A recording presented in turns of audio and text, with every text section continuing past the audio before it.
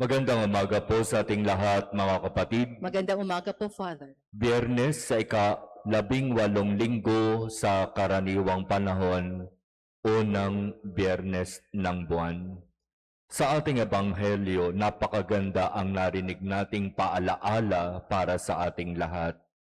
Di ba sinasabi mo, gusto mong sumunod sa akin? Di ba sinasabi mo, gusto mong maglingkod sa akin? Ito ngayon ang sagot ng ating Panginoon. Kung ibig mong sumunod sa akin, dapat matuto kang kumalimot, tumalikod sa iyong sarili. Sapagkat ang tunay na pagsunod sa Diyos ay nasa pagtalikod sa sarili upang bigyang importansya ang kung ano ang nasa kagustuhan at kalooban ng Diyos. Sa makatuwid, sa pagsunod at paglilingkod sa Diyos, hindi na yung gusto ko ang dapat mangibabaw.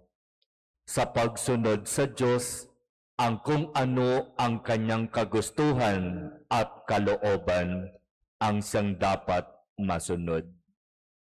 At ito ay dapat maging malinaw sa ating lahat.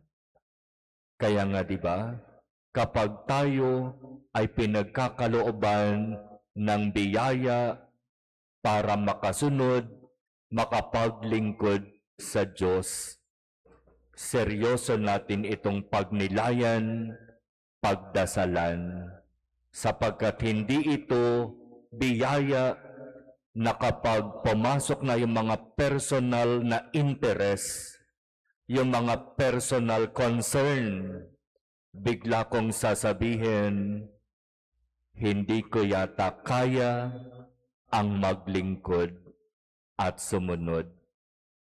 Magre-resign na lang ako. Ang sino mang nagnanais na sumunod at maglingkod sa akin, sabi ng ating Panginoon, ay dapat matutong tumalikod sa kanyang sarili, pasanin ang kanyang krus at sumunod sa akin. Ang naghahangad na magligtas ng kanyang buhay ay siyang mawawalan nito. Aanhin mo ang lahat ng pinapahalagahan mo sa buhay mo ngayon na itinuturing mong importante, na mas umuubos ng iyong oras, ng iyong sarili, ng iyong panahon, kung ang lahat naman pala ay mauuwi sa wala.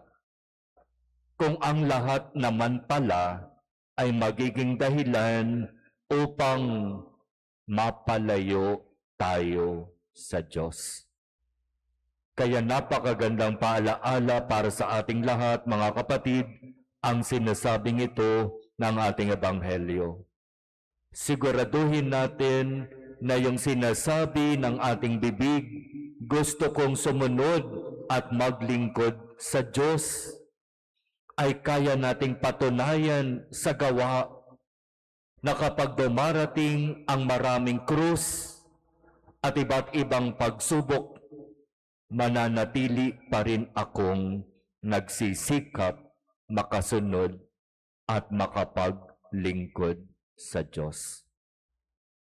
Kaya hingin natin sa Kanya ang biyaya ng tunay at tapat na pagsunod at paglilingkod.